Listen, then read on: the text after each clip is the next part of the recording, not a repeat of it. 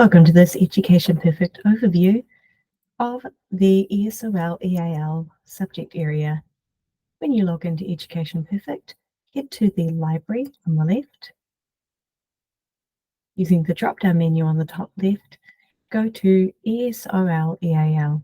If you want this to be your default subject always appearing towards the top, click the little pin next to it and select the subject.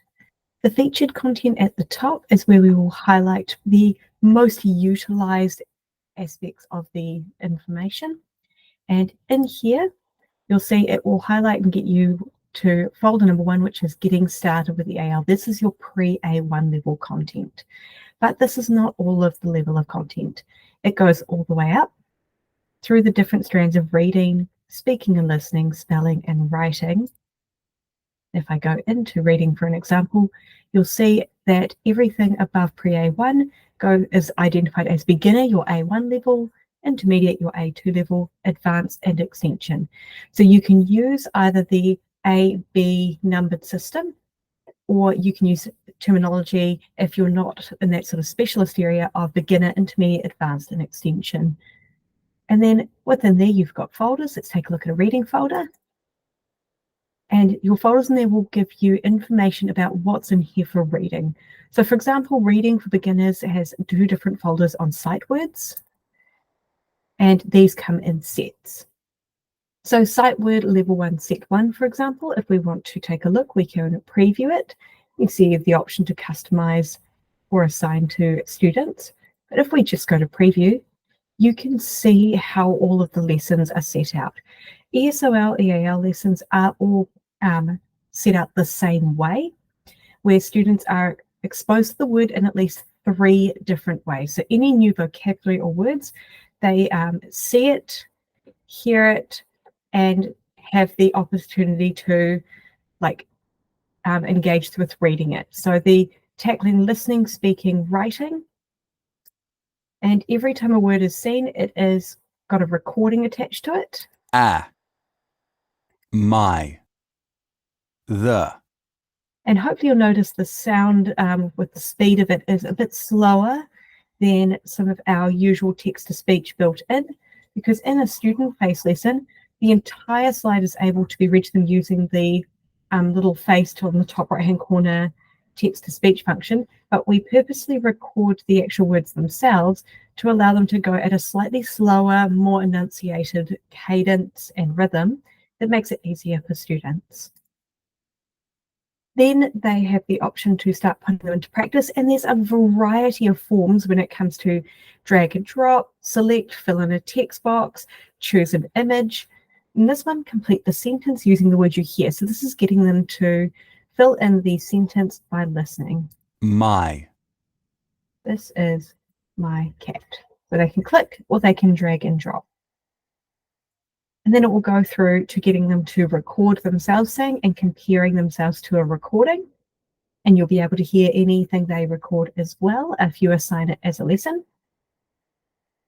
So it's the reading part. Listening, they get to listen. And then put it in. And writing or open form answers are at the end, where they can write any sentence using the word.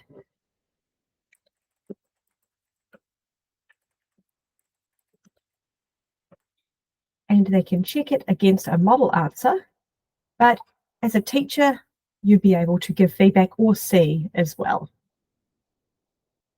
So that is a very beginner level 1 there. You've got all of those same levels available under reading, speaking and listening, spelling, and writing. And outside of that featured area as well, if I collapse those all down, advanced language conventions, we have a suite of diagnostic tests. This is a really great place to start. And they go from your basic to your extension, where you've got pre and post tests for each level. These pre and post tests contain a variety of questions. They are all automatically self-marked. So this one covers punctuation, word types, and then down the bottom, sentences. And because they're all auto-marked, then there is no huge workload for the teacher to go through all of them. You just get the data and the information. Outside of diagnostic tests, there are specific folders just tackling punctuation and lessons within punctuation. Sentences, all the different types, and also like the different components. And again, identified by their level of difficulty. And word types as well. So these can really be bundled up together in a variety of ways to make them really effective by putting different types of, like a word type with a sentence type, or forms of punctuation. Also worth noting with diagnostic tests as well, if you're giving those tests, they will often be linked to these further lessons. So students automatically get a customized selection out of those skills in their test from these lessons for them to continue on with. So it's a really good way of creating an independent learning program. You've got your advanced language features there if they are sitting in that more advanced high level space, or if they're a more senior student. And the EAL subject support is a really nice little pocket of core vocab lessons.